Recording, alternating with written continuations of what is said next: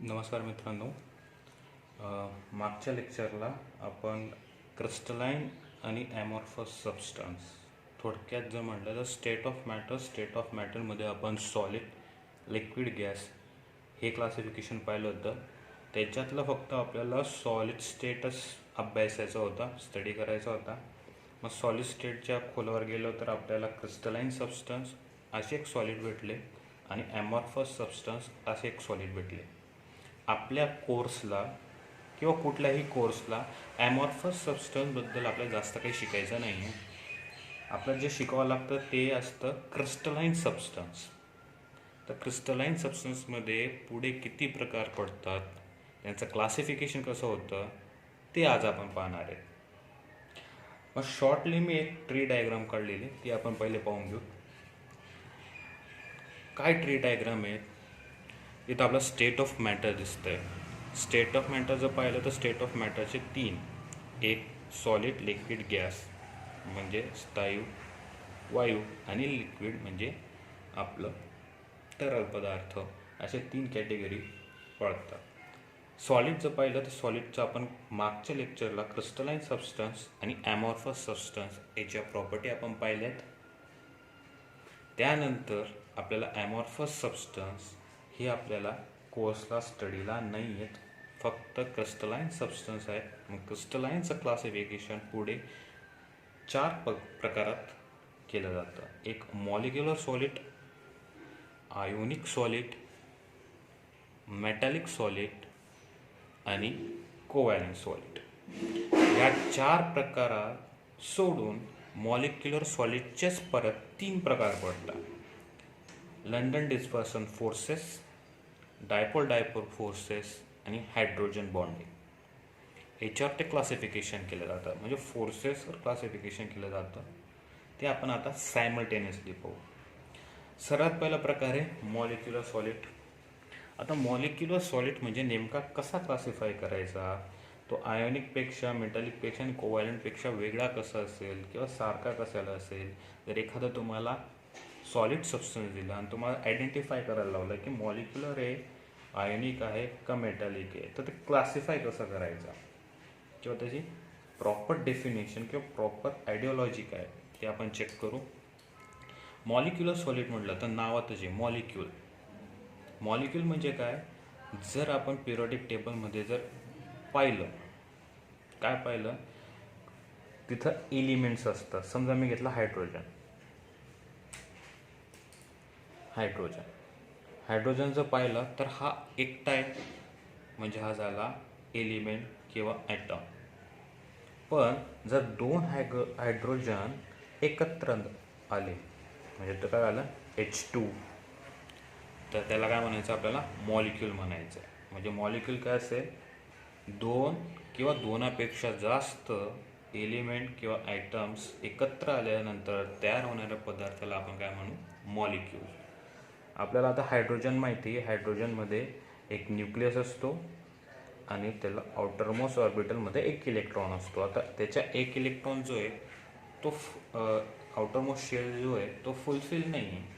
त्याला त्याची valency complete करण्यासाठी अजून एक इलेक्ट्रॉनची गरज आहे. मग अशा वेळेस तो काय करतो?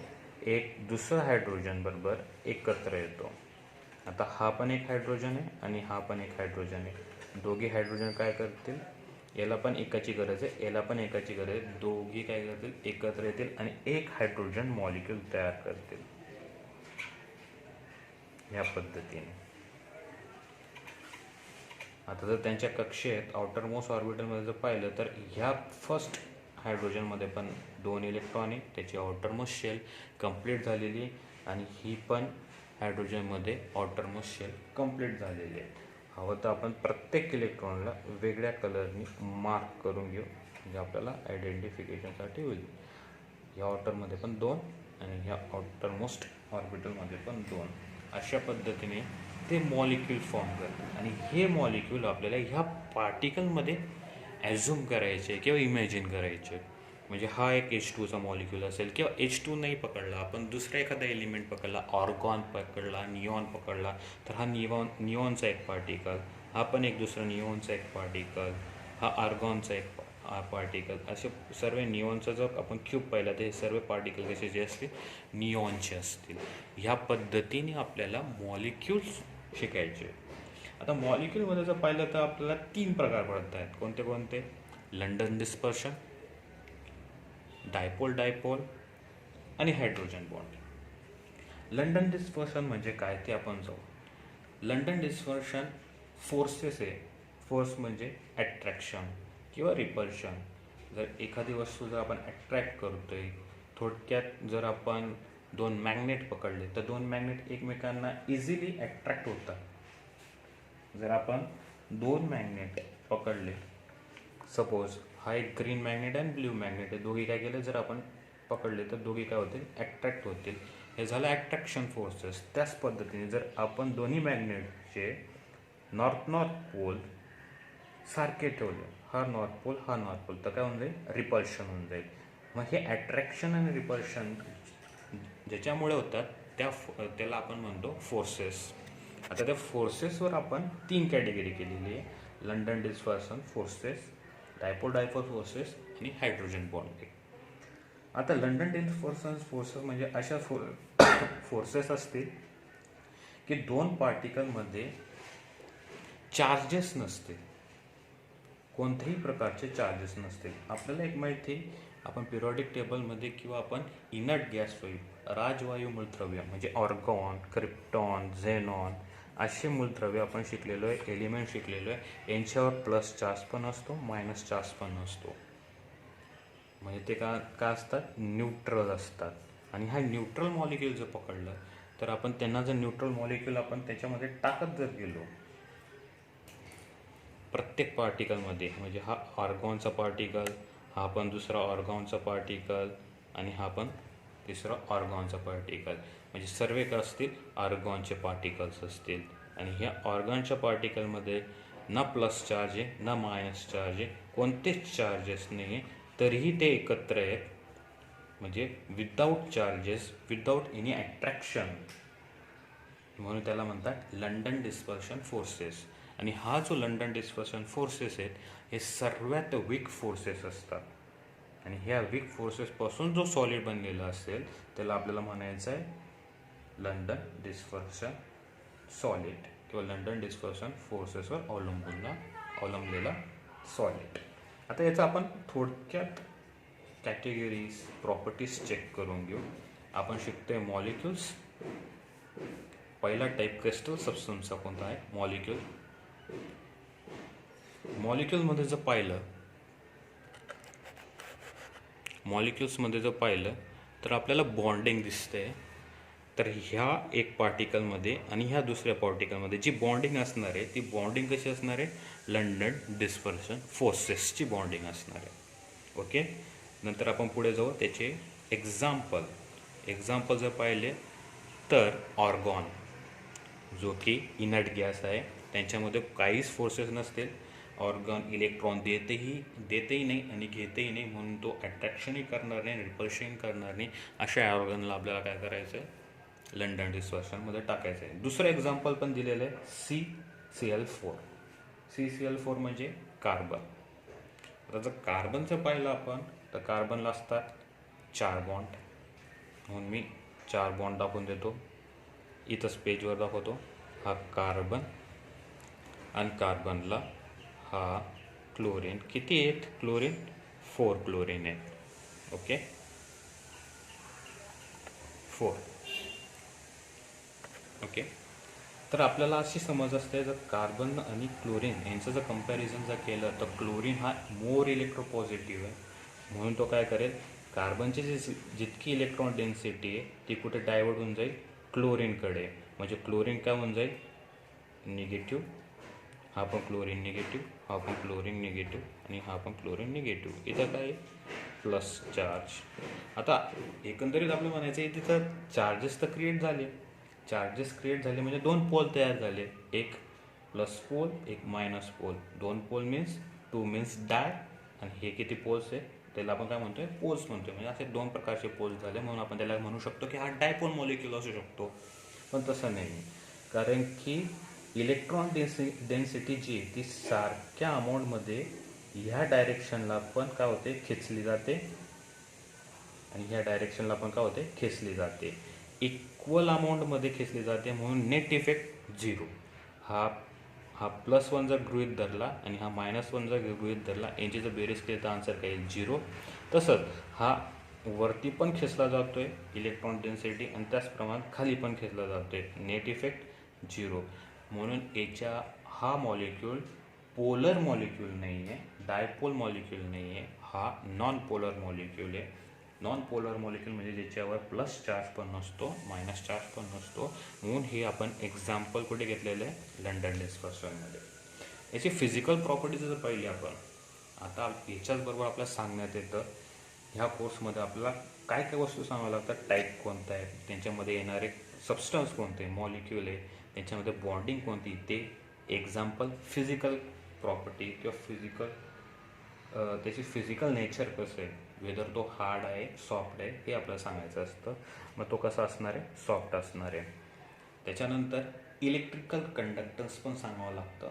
इलेक्ट्रिकल कंडक्टन्समध्ये जर आपण त्याला इलेक्ट्रिसिटी दिली तर त्या पदार्थामधून इलेक्ट्रिसिटी वाहू शकते किंवा नाही वाहू शकत, ते आपल्याला पाहायचं आहे. जर आपण ऑर्गॉन घेतला किंवा CCl4 घेतलं, त्याचा ट्यूब घेतला आणि त्याच्यामधून आपण इलेक्ट्रिसिटी पास करायला गेलो तर इलेक्ट्रिसिटी पास होणार नाही. का होणार नाही ते पण एक्सप्लेन करतो. जर सपोज इलेक्ट्रिसिटी मी ह्या साईडला अप्लाय केली, रेड पेनने दाखवतोय, रेड केच पेनने, इथं मी काय करतोय, इलेक्ट्रिसिटी देतोय, तर ही इलेक्ट्रिसिटी ह्या पार्टिकलला मिळेल. पण हा पार्टिकल मूव्ह करू शकतोय का, नाही. का नाही करू शकत आहे, हा पुढे जाऊन इथं मूव्ह करायला जागा नाही, हा पार्टिकल इकडे मूव्ह करायला जाणार जागा नाही. मग हा जर पार्टिकल मूव्ह करू शकत नाही, मुवेबल नाही आहे, मोबाईल नाही आहे, मोबाईल म्हणजे एका ठिकाणून दुसऱ्या ठिकाणी फिरू शकत नाही आहे, तर तो ह्या एंडपर्यंत फिरू शकत नाही. मग इकडची इलेक्ट्रिसिटी ह्या एंडपर्यंत येत नाही, म्हणून याला आपण काय म्हणणार आहे, इन्सुलेटर म्हणणार आहे. ओके. म्हणून आपल्याला मॉलिक्यूलमधला पहिला जो प्रकार आहे आपला लंडन डिस्पर्शन फोर्सेस, तो कसा आहे, इन्सुलेटर आहे. Melting point. ओके, आता पुढे जाऊ. मेल्टिंग पॉईंट जर पाहिला तो काय आहे, व्हेरी लो सांगितलेला आहे. कसं सांगितलेलं आहे, व्हेरी लो. आता व्हेरी लो कसं असेल ते आपण एक्सप्लेन करू. ऑर्गॉन नॉर्मल टेम्परेचरला तो गॅसियस स्टेटमध्ये असतो. नॉर्मल टेम्परेचरला तर आपल्याला सॉलिड करता येणार नाही. त्याला जर सॉलिड करायचं असेल तर आपल्याला त्याची टेम्परेचर कूलडाऊन कमी करावं लागेल. त्याचं टेम्परेचर इतकं कमी करावं लागेल, 0पेक्षाही कमी करावं लागतं. साधारणतः -200 ते -300च्या दरम्यान त्याचं काय आहे, मेल्टिंग पॉईंट आहे. म्हणजे एवढ्या कमी जर त्याचं मेल्टिंग पॉईंट असेल, म्हणजे त्याचा मेल्टिंग पॉईंट काय असेल, लोज असेल. एवढ्या कमी टेम्परेचरला जो सॉलिड होत असेल तर मेल्टिंग पॉईंट ऑब्व्हियसली काय असेल, त्याचा लो असेल. आता पुढचा प्रकारात जाऊया आपण, डायपोल. पुढच्या प्रकारात जाऊया आपण डायपोल फोर्सेस. म्हणजे आता बॉन्डिंग कशी पाहिजे आपल्याला, टाईप कोणता आहे, मॉलिक्यूल. त्याच्यानंतर त्याच्यामध्ये पार्टिकल्स कोणते येणार आहे, मॉलिक्यूल्स येणार आहे. इथं पण कोणते येणार आहे, हा पण एक मॉलिक्यूल असणार आहे आणि हा पण एक मॉलिक्यूल्स असणार आहे. मॉलिक्यूलमधलं काय चेंज होणार आहे, बॉन्डिंग चेंज होणार आहे. इथं लंडन डिस्पर्शनचं बॉन्डिंग होतं, इथं कोणतं बॉन्डिंग असणार आहे ते आपण चेक करू. इथं डायपोल बॉन्डिंग असणार आहे. आता डायपोल बॉन्डिंग म्हणजे काय ते आपण एक्सप्लेन करू. ओके. सर एक्सप्लेन करण्यासाठी आपण घेऊ HCl मीन्स ॲसिड आहे. आता ॲसिड कसं वर्कआउट होतं ते आपण पाहू. हायड्रोजन, जर आपण पिरियॉडिक टेबल जर पाहिला तर पिरियॉडिक टेबलच्या वरच्या साईडला आपल्याला हायड्रोजन सापडतो. ओके. आणि इथं 17व्या ग्रुप एलिमेंटमध्ये पी ब्लॉकमध्ये आपल्याला फ्लोरीनच्या खाली क्लोरीन सापडतो. आपल्याला एक कन्सेप्ट माहिती आहे. काय कन्सेप्ट माहिती आहे, पिरियॉडिक टेबलच्या जे लेफ्ट हँड साईडचे जे एलिमेंट्स आहेत कोणते, म्हणजे हायड्रोजन सारखे, ते इलेक्ट्रो पॉझिटिव्ह इन नेचर असतात. आणि जे राईट साईडचे जे एलिमेंट्स आहेत म्हणजे क्लोरीन सारखे, ते इलेक्ट्रो निगेटिव्ह इन नेचर असतात. आता इलेक्ट्रो निगेटिव्ह इन नेचर म्हणजे काय, दुसऱ्याकडनं इलेक्ट्रॉन स्वतःकडे ओढणे. म्हणजे आता इथे जे इलेक्ट्रॉन्स आहेत हायड्रोजनचे जो इलेक्ट्रॉन असेल तो कोण ओढून घेणार आहे? क्लोरीन ओढून घेणार आहे, स्वतःच्या दिशेकडे होणार आहे. जर त्याने इलेक्ट्रॉन ओढले तर आपल्याला सर्वसाधारणतः डेन्सिटी कुठे डायव्हर्ट झालेली दिसते? क्लोरीनकडे. आता इलेक्ट्रॉन डेन्सिटी सर्वात जास्त कोणाकडे आले? क्लोरीनकडे, म्हणून आपण त्याला काय म्हणू? निगेटिव्ह. कमी कोणाकडे? तर हायड्रोजनकडे, म्हणून आपण त्याला म्हणून डेल्टा पॉझिटिव्ह, हा डेल्टा निगेटिव्ह.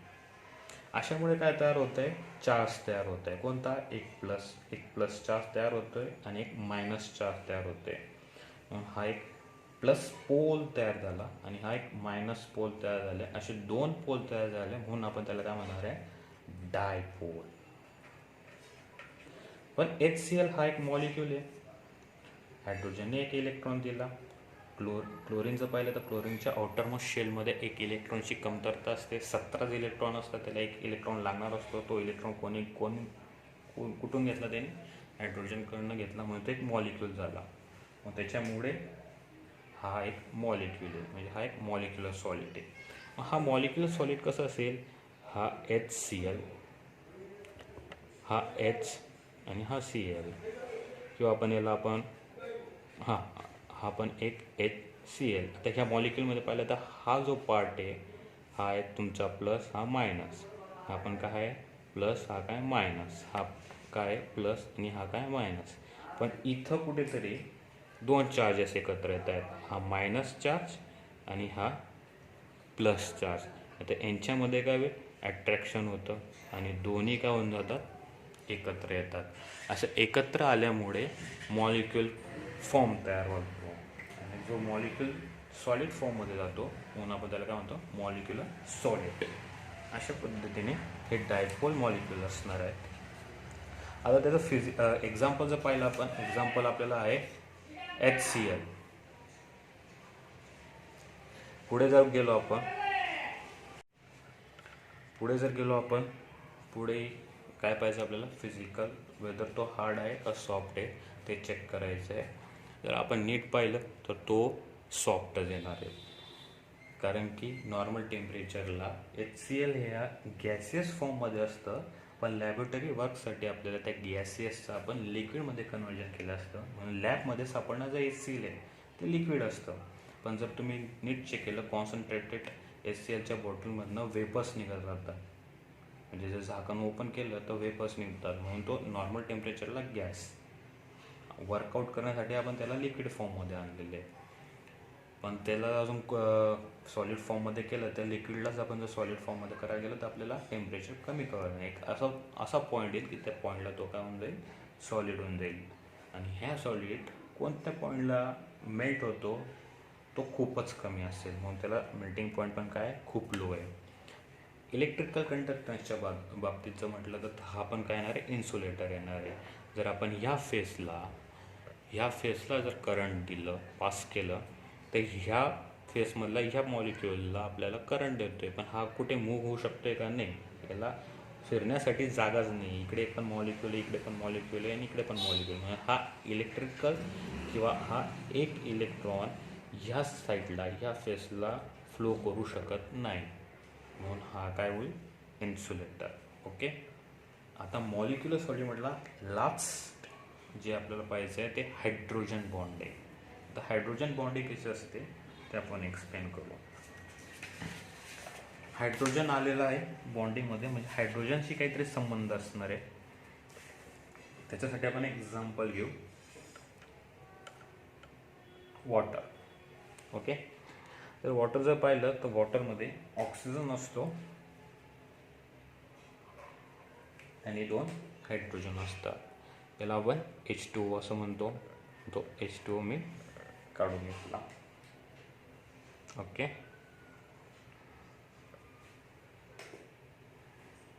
असे वॉटर मॉलिक्यूल काढून घेतो आपण.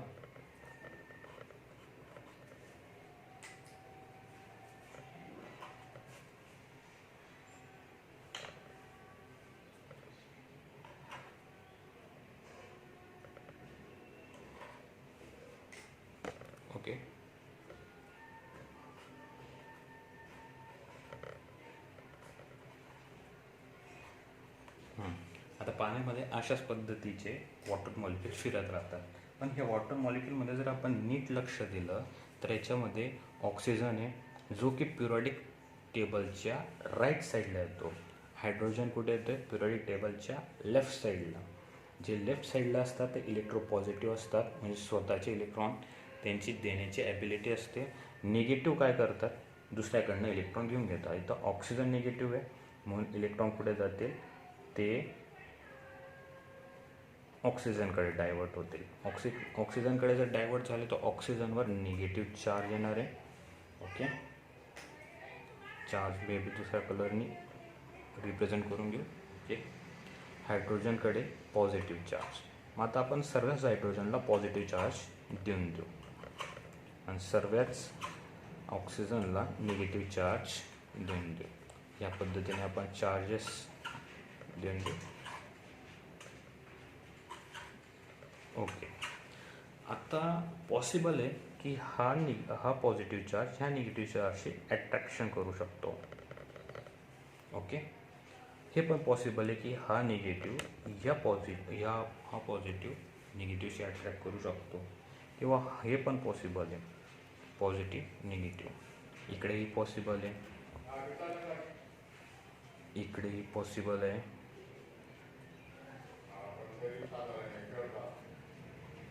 तर अशामुळे अट्रॅक्शन होऊन एक प्रकारचा पार्शियल बॉन्ड तयार होतो. बॉन्ड याला परफेक्टली बॉन्ड नाही म्हणता येणार, याला पार्शियल बॉन्ड म्हणता येईल. या पद्धतीचे पार्शियल बॉन्ड तयार होतात आणि या पार्शियल बॉन्डला हायड्रोजन बॉन्डिंग म्हणतात. आणि असे बॉन्डिंग असलेले जे मॉलिक्युल्स असतील त्याला आपल्याला कोणत्या कॅटेगरीमध्ये टाकायचं आहे? हायड्रोजन बॉन्डिंग ह्या कॅटेगरीमध्ये टाकायचं आहे. आता याच्यामध्ये कोणते सबस्टन्स असतात ते आपल्याला एक्झाम्पलवरला जास्त लक्षात येईल. आपण टाईप पाहतोय मॉलिक्युल कन्स्टिट्युएंट काय असतील, म्हणजे पार्टिकल्स कोणते असतील. हा पण एक H2O मॉलिक्युल असतो, हा पण H2O चे सर्व मॉलिक्युल एकत्र येतात. त्याच्यामध्ये कोणता फोर्सेस असतो? Hydrogen bonding. बेस्ट एक्झाम्पल याचं कोणतं आहे? H2O आणि काय NH3 म्हणजे अमोनिया. कसे असतात ते? हार्ड असतात. आपण जर पाणी घेतलं, H2O मीन्स वॉटर घेतलं, याला फ्रीजमध्ये ठेवलं तर तो आईस तयार होईल. आणि आईस जर पकडला, त्याला भिंतीवर जर मारला किंवा कोणाला मारला तर तो काय असतो? हार्ड असतो. म्हणून आईस नेहमी कसा असतो? हार्ड असतो. तसं ॲमोनिया पण काय असतो? हार्ड असतो. ओके, हा. आणि जर आईसचा मेल्टिंग पॉईंटचा जर विचार केला तर आईसचा मेल्टिंग पॉईंट असतो 0 हा लो आहे. ओके, मग त्याचा मेल्टिंग पॉईंट पण काय आला? लो. ओके, त्याच्यानंतर जर आपण विचार केला इलेक्ट्रिकल कंडक्टन्स काय असेल बरं? इलेक्ट्रिकल कंडक्टन्स, सपोज एखाद्या पाण्यामध्ये जर आपण वायर टाकून दिली आणि त्याला स्विच ऑन केलं, एक वायर प्लगला लावून ती आपण पाण्यात टाकून दिली तर त्या पाण्यामध्ये इलेक्ट्रिसिटी फ्लो होऊ शकते, मान्य आहे.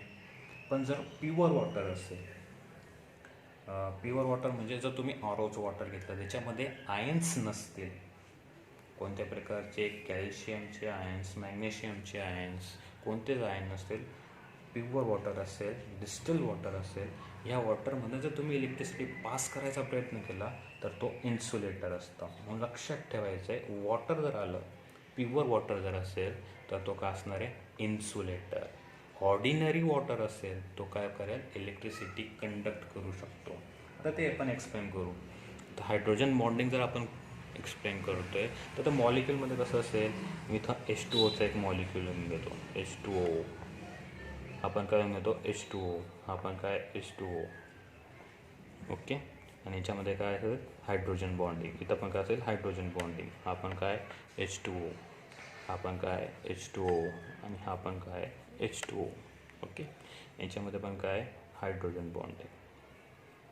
आता हा आईस आहे, सपोज काय? आईस आहे, सॉलिडचा विचार करतो आहे म्हणून आपल्याला आईस कन्सिडर करावं लागेल. आणि प्रत्येकामध्ये काय? Hydrogen bonding.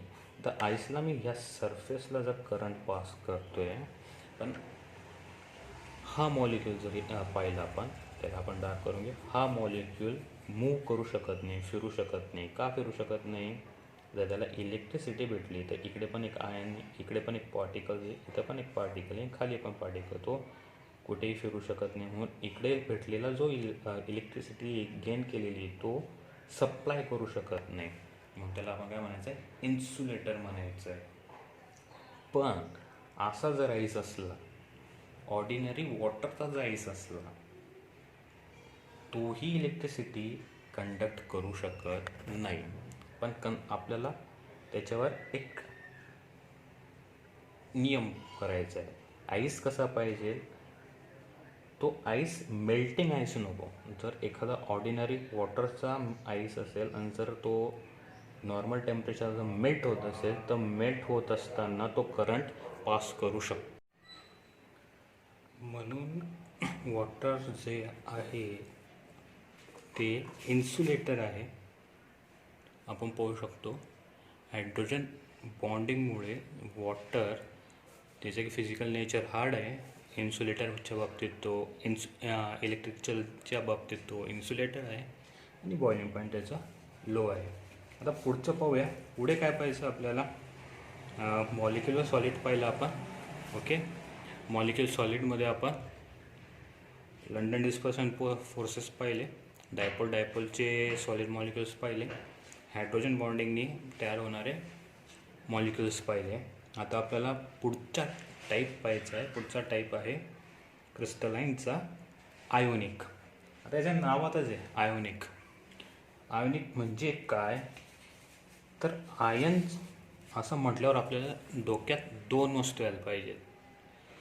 जर आयन शब्द ऐकला तर आयन शब्द ऐकताच आपल्या डोळ्यासमोर किंवा डोक्यात दोन आयन्स यायला पाहिजेत. ऑब्वियसली कोणते आयन्स, एक कॅटायन आणि ॲनायन. ओके, कॅटायन आणि ॲनायन ह्या दोन आयनपासून बनलेला जो सॉलिड असेल त्याला आपल्याला काय म्हणायचं आहे, आयोनिक सॉलिड. तर आयोनिक सॉलिड कोणते असतील ते आपण चेक करू. समजा मी NaCl घेतला, Na आणि Cl. ओके, आता एक्सप्लेन करू. सोडियमचा पहिला, सोडियमचा ॲटॉमिक नंबर आहे 11 आणि क्लोरीनचा आहे 17. तर असंच जर मी त्यांचं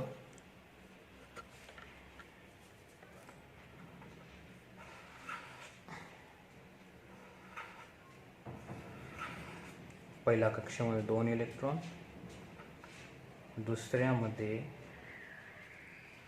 8 आणि लास्टमध्ये 1, असे एकूण 11 इलेक्ट्रॉन. त्याचप्रमाणे जर क्लोरीन जर पाहिला तर क्लोरीनकडेही न्यूक्लियस,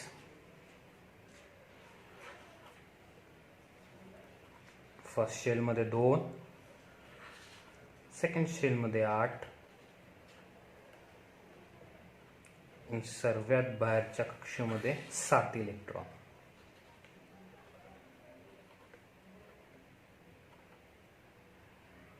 ओके मित्रांनो. ओके, आता जर नीट जर पाहिला तर याला आउटर मोस्ट कंप्लीट करण्यासाठी अजून 7 इलेक्ट्रॉनची गरज आहे. याला कंप्लीट करण्यासाठी एक इलेक्ट्रॉनची गरज आहे. तर नीट पाहिलं गेलं तर हा 7 इलेक्ट्रॉन घेण्यापेक्षा 1 इलेक्ट्रॉन इझिली देऊ शकतो. हा 1 इलेक्ट्रॉन देऊन देईल. आता 1 इलेक्ट्रॉन जर दिला, इलेक्ट्रॉन काय आहे, मायनस चार्ज आहे. मग याच्यातला एक मायनस चार्ज कमी होऊन जाईल आणि तो इकडे होऊन जाईल. आपण त्याला रेड पेनने दाखवून देऊ. हा कुठे गेला, याला मी क्रॉस करून देतो म्हणजे हा निघून गेलेला आहे. आता एक मायनस चार्ज जातोय तर इथं सोडियमचा एक प्लस चार्ज वाढतोय, मी त्याला प्लस करून दिला. आता 1 इलेक्ट्रॉन दिल्यामुळे याची आउटरमोस्ट शेल कोणती झाली, ही 2 नंबरची शेल आउटरमोस्ट शेल होऊन जाईल, जे की ऑलरेडी 8 इलेक्ट्रॉनमुळे फुलफिल आहे. तर 1 इलेक्ट्रॉन दिल्यामुळे ही आउटरमोस्ट शेलमध्ये जे 7 इलेक्ट्रॉन होते आणि आलेला नवीन 1 इलेक्ट्रॉन म्हणजे हा रेड पेनने दाखवलेला एकूणाचे 8 इलेक्ट्रॉन होऊन जाते. त्याचे पण आउटरमोस्ट शेल फुलफिल होऊन जाईल. आता 1 इलेक्ट्रॉन जास्तीचा मग त्याच्या डोक्यावर होईल -4. इथं कॅटायन आणि आनायन दोघी प्रेझेंट आणि ह्या कॅटायन आणि आनायनमुळे चार्जेस तयार होतं, त्याला आपण आयोनिक चार्जेस म्हणतो. आणि अशा प्रकारचे जे मॉलिक्यूल तयार होते त्याला म्हणायचं आहे आयोनिक सॉलिड. आता मित्रांनो, जर नीट चेक केलं तर आपल्या ह्या टेबलमध्ये तुम्हाला कुठेतरी डाऊट येईल. कुठे डाऊट येईल? जर आपण मॉलिक्युलर सॉलिडमुळे डायपोल फोर्सेस जो पाहिला त्याच्यामध्ये आपण HCl हा घेतलेला आहे. HCl पण कसं आहे H+Cl-.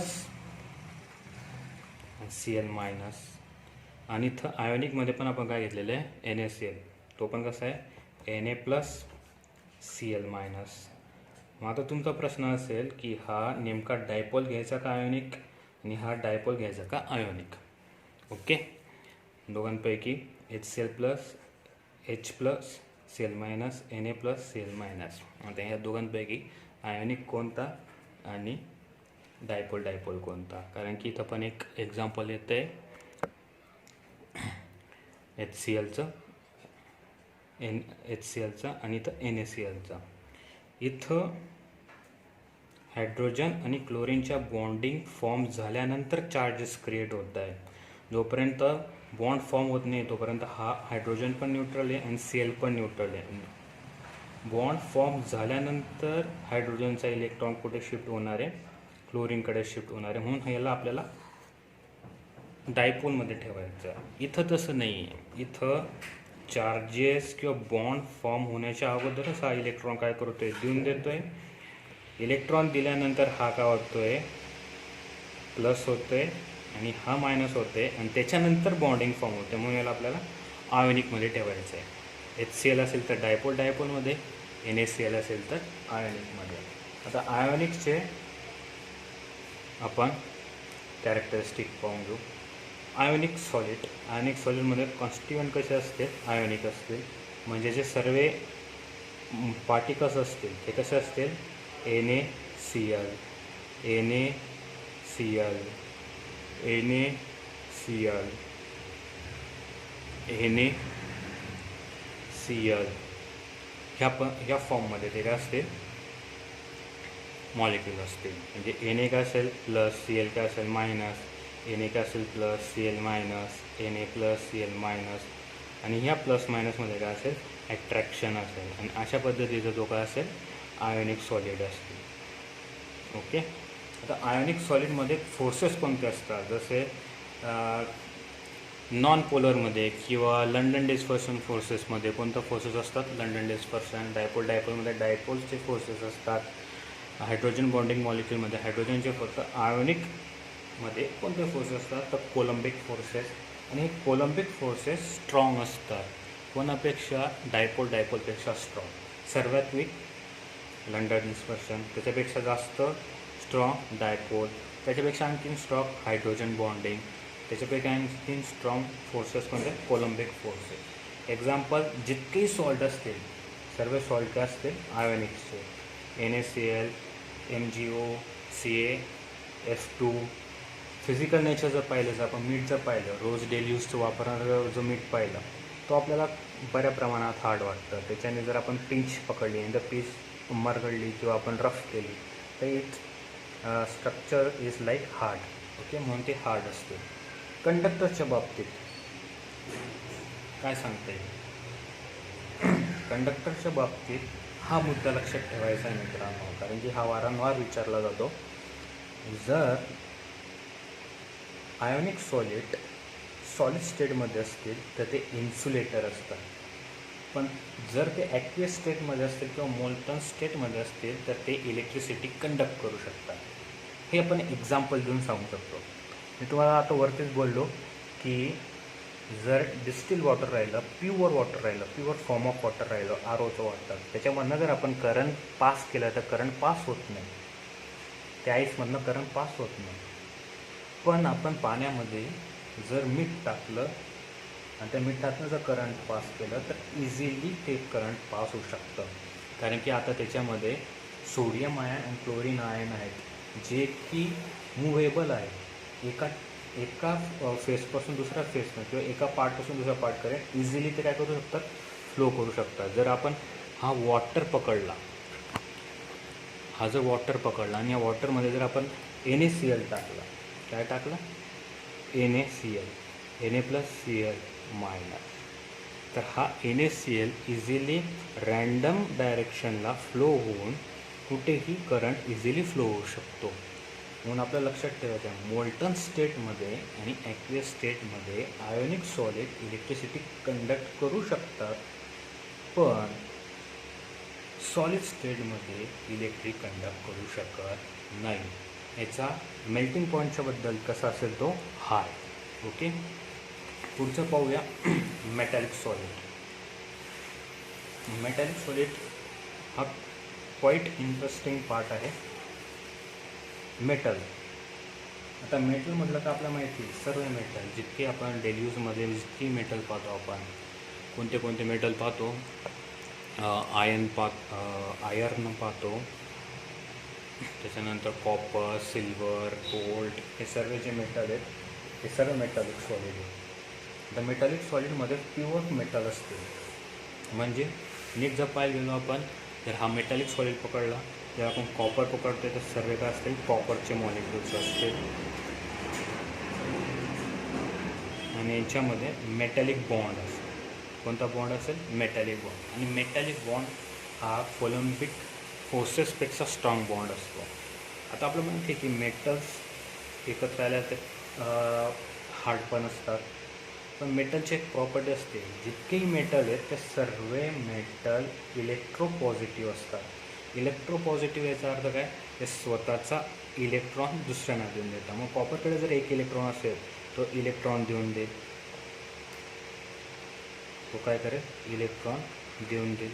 हा पण कॉपर काय देईल, एक इलेक्ट्रॉन देऊन देईल. आणि सर्वच कॉपर एक इलेक्ट्रॉन मस्ट बी आउटरमोस्ट शेलमध्ये जितके इलेक्ट्रॉन असतील, एक किंवा दो एक्सेस इलेक्ट्रॉन ते काय करून देते, देऊन देते. मग त्याच्यामुळे एक लेअर तयार होते इलेक्ट्रॉनची. ही काय झाली, लेअर तयार झाली. आणि ही लेअर एका सी टाईप दिसते. सी म्हणजे काय, समुद्रासारखी. आणि त्या समुद्रावर हे काय कर्नल्स फ्लो होतात. म्हणून मी ह्या चार्टमध्ये एक नाव दिलेलं आहे, काय, मेटल आयटम. कॉन्स्टिट्यूट कोणतं आहे, मेटल आयटम. हे काय, मेटल आयटम. पण ॲक्च्युली मेटल आयटममध्ये कोण कोण आहे, कर्नल्स आहे. ओके, आणि काय, सी ऑफ इलेक्ट्रॉन्स आहे. सी ऑफ इलेक्ट्रॉन म्हणजे इलेक्ट्रॉन कसं फ्लो होत आहे, सी टाईप फ्लो होत आहे. आणि कर्नल्स मीन्स काय, एखादा लाकडाचं ओवणकं समुद्रात जसं तरंगतं त्या प्रमाणात हे सर्व एलिमेंट्स किंवा ॲटम्स काय होणार आहे, फ्लो होणार आहे. मग एका साईडला जर इलेक्ट्रिसिटी दिली तर हा जो इलेक्ट्रॉन आहे त्याला जर आपण इलेक्ट्रिसिटी दिली तर हा इलेक्ट्रॉन फ्लो होतो आहे. म्हणून आपण त्याला काय म्हणतो, सी ऑफ इलेक्ट्रॉन. हा इलेक्ट्रॉन मुव्हेबल आहे. हा ह्या डायरेक्शनपासून तर ह्या डायरेक्शनपर्यंत इझिली फ्लो होऊ शकतो, किंवा ह्या डायरेक्शनपासून तर खालच्या डायरेक्शनपर्यंत इझिली फ्लो होऊ शकतो. म्हणून मेटॅलिक इलेक्ट्रिसिटी कंडक्ट करू शकतात. कोणाच्या सहाय्याने, हे दोन शब्द लक्षात द्यायचे आहे, काय, कर्नल्स आणि सी ऑफ इलेक्ट्रॉन. कर्नल्स म्हणजे कोणते, जे मेटल आयटम एक इलेक्ट्रॉन देते. कारण का देत आहेत ते इलेक्ट्रोपॉझिटिव्ह म्हणून देत आहेत. ते इलेक्ट्रॉनला आपलं काय म्हणायचं आहे, सी ऑफ इलेक्ट्रॉन. आणि त्या मेटल आयटमला आपलं काय म्हणायचं आहे, कर्नल्स म्हणायचं आहे. त्याच्यामुळे ते इलेक्ट्रिसिटी काय करू शकत आहेत, कंडक्ट करू शकत आहेत. ओके, मग आपण पाहू मेटल्स आहेत. त्याच्यामुळे कॉन्स्टिट्युएंट कोणतं आहे, मेटलमध्ये मेटल आयटम्स आहेत. खास करून त्यांना काय म्हणायचं आहे, कर्नल्स आणि सी ऑफ इलेक्ट्रॉन. बॉन्डिंग कोणती, मेटॅलिक बॉन्डिंग आहे. एक्झाम्पल कोणतेही मेटल आहे ना, copper, silver, gold, silver, ferrous. आणि ते कसं असतात, हार्ड असतात. जर मित्रांनो आपण डोकं जर आपटलं लोखंडावर तर निश्चितच आपल्याला लागेल, म्हणून ते काय, हार्ड आहे. याच्याबद्दल म्हणजे ह्या मेटल्सबद्दल किंवा आयनिक सबस्टन्सबद्दल अजून दोन प्रॉपर्टी आपल्याला जास्तीच्या टाकायच्या आहेत. जर आपण मेटलला ठोकलं तर आपण त्याचा पत्रा बनवू शकतो. किंवा आपण त्या मेटलचे गरम केलं आणि त्याच्यापासून एक तार काढली तर आपण त्याच्यापासून तार तयार करू शकतो, बारीक वायर तयार करू शकतो. याला मेल्युबल अँड डक्टाईल अशा 2 कॅटेगरी किंवा अशा 2 प्रॉपर्टी असतात. ते एक्सेस प्रॉपर्टी आपण मार्क करून घेऊ. ते हार्ड पण असतात, मेलेबल पण असतात आणि डक्टाईल पण असतात. ओके. कंडक्टरच्या बाबतीत, इलेक्ट्रिकच्या बाबतीत म्हटलं ते हाय कंडक्टर असतात आणि मेल्टिंग पॉईंट खूपच हाय असतो म्हणून इथे लिहिलेलं आहे हाय. ओके.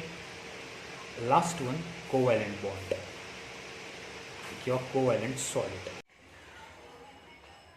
कोव्हॅलंट सॉलिड शिकण्यासाठी आपल्याला थोडी कन्सेप्ट क्लिअर करावं लागेल. कोव्हॅलंट म्हणजे काय?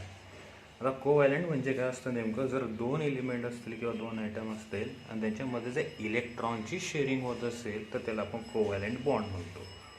ओके. तर कोणत्या प्रकारचा बॉन्ड असतो ते आपण चेक करूया. ओके. जर मी इथं कार्बन कन्सिडर केलेलं आहे. ओके.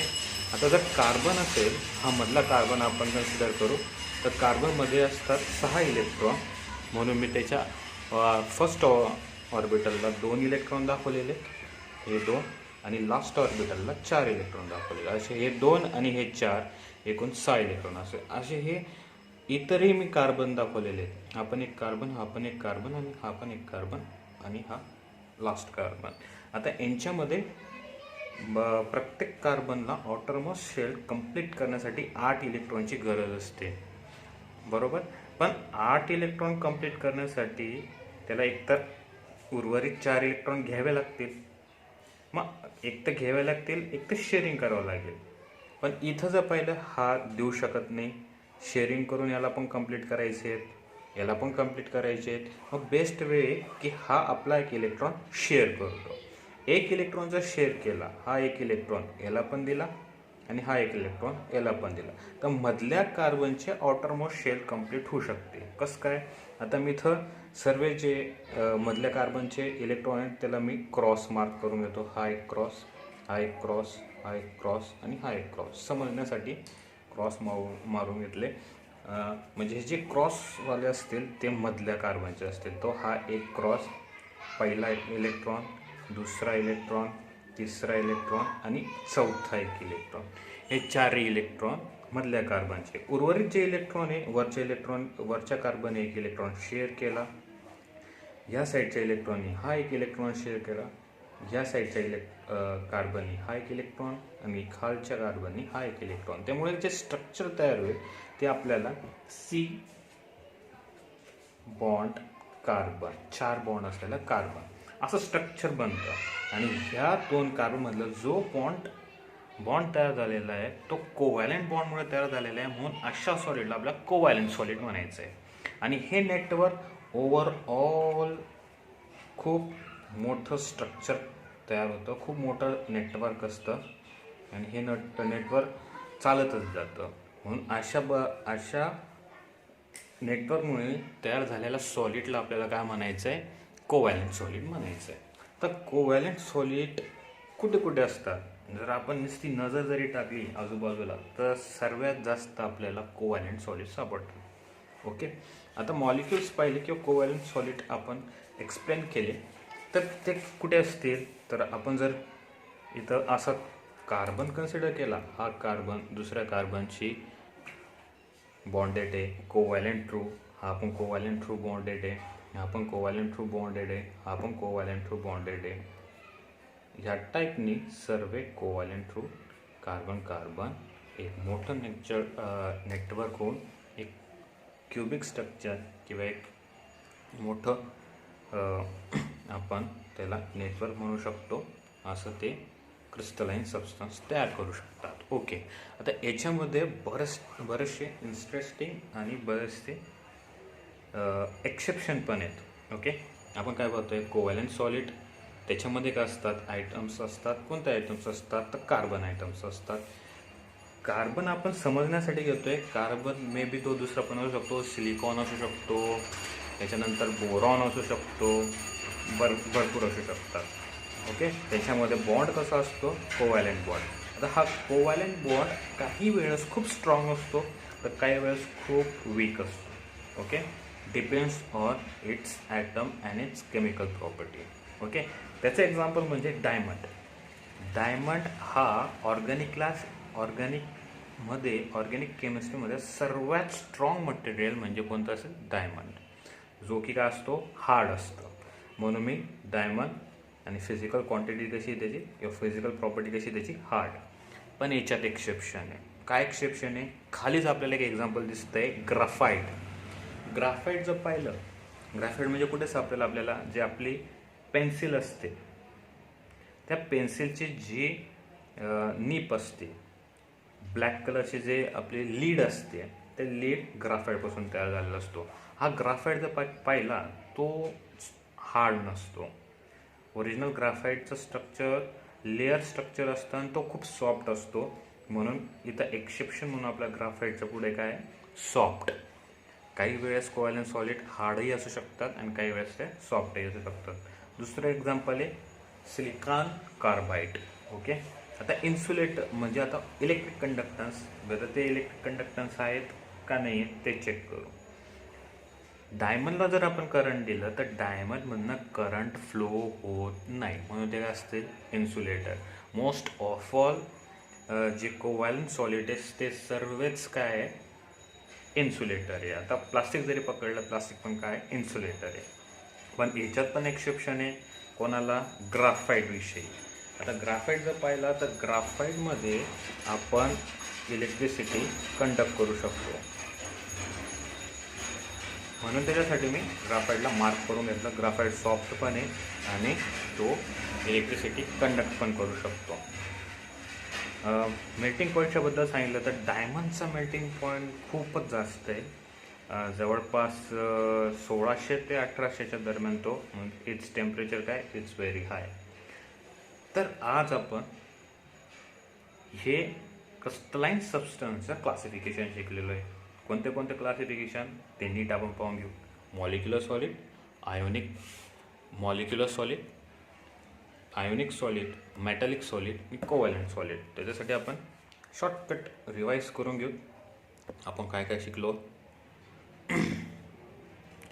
आपण शिकलो क्रिस्टलाइनचे 4 प्रकार. मॉलिक्युलरमध्ये परत 3 प्रकार. Depends on it forces. 2 मॉलिक्युलमध्ये कसे फोर्सेस असते? लंडन डिस्पर्शन फोर्सेस म्हणजे वीक फोर्सेस, त्याला आपण नॉन डायपोल फोर्सेस पण म्हणू शकतो. असे 2 मॉलिक्युल्स असतील ज्याच्यामध्ये डायपोल नसतील आणि त्याच्यामध्ये जर अट्रॅक्शन असेल तर ते लंडन डिस्पर्शन फोर्सेस. पुढे जर गेलो आपण, डायपोल फोर्सेस म्हणजे असे मॉलिक्यूल ते ज्याच्यामध्ये चार्जेस क्रिएट होतील आणि चार्जेसमुळे ते काय होतील? एकत्र येतील आणि स्ट्रक्चर फॉर्म करतील, त्याला आपण डायपोल. हायड्रोजन बॉन्डिंगमध्ये मॉलिक्यूल असे असतील की 2 मॉलिक्यूलमध्ये एक हायड्रोजन असेल आणि ते हायड्रोजन इलेक्ट्रोपॉझिटिव्ह नेचर असलेला किंवा इलेक्ट्रोपॉझिटिव्ह असलेला हायड्रोजन एक इलेक्ट्रोनिगेटिव्ह असलेल्या एलिमेंटकडे अट्रॅक्ट होईल आणि मॉलिक्यूल जवळ येतील आणि जवळ आले की सॉलिड स्ट्रक्चर तयार होतील, म्हणून ते हायड्रोजन बॉन्डिंग. हे मॉलिक्यूलचे 3 प्रकार. आयोनिक म्हणजे माहिती आपल्याला, आयन हा शब्द ऐकताच आपल्याला 2 आयन्स लक्षात यायला पाहिजेत. एक कॅटायन आणि दुसरा ॲनायन. असे 2 कॅटायन ॲनायन अट्रॅक्शनमुळे इथं आपल्याला दिसतंय NaCl, दोघे एकत्र आल्यामुळे सॉलिड स्ट्रक्चर तयार होईल. मेटॅलिक म्हणजे मेटलपासून बनलेले सॉलिड. इथं आपण डायग्राममध्ये रिप्रेझेंट केलेले कॉपर असेल तर कॉपर काय करतील? हे आपला स्वतःचा इलेक्ट्रॉन देतील आणि त्या निगेटिव्ह चार्जला आपल्याला सी ऑफ इलेक्ट्रॉन म्हणायचं आहे, हे लक्षात ठेवा. निगेटिव्ह चार्जला सी ऑफ इलेक्ट्रॉन. एक इलेक्ट्रॉन दिल्यामुळे स्वतः मेटल काय होत आहेत? पॉझिटिव्ह होत आहेत आणि ह्या पॉझिटिव्हला आपल्याला काय म्हणायचं आहे? कर्नल्स म्हणायचं आहे. ओके, आणि इथं ते इन्सुलेटर असतात. आणि कोव्हॅलंट सॉलिड म्हणजे काय? ज्यांच्या शेअरिंगमुळे, इलेक्ट्रॉन शेअरिंगमुळे नेटवर्क तयार होईल. नेटवर्कपासून जे सॉलिड तयार होईल त्याला आपल्याला कोव्हॅलंट सॉलिड म्हणायचं आहे, because of covalent bond. Thank you मित्रांनो. बऱ्याच विद्यार्थ्यांना चार्ट वगैरे हवा असतो, म्हणून त्यांचा कमेंटही वाचले मी. तर हा चार्ट आपल्या इंस्टाग्रामच्या अकाउंटवर, केमस्लिट असं आपल्या इंस्टाग्रामचं अकाउंट आहे, त्याच्यावर याचा मी पिक काढून पोस्ट करणार आहे. तिथून तुम्ही हा चार्ट ॲज इट इज लिहू शकता. थँक्स.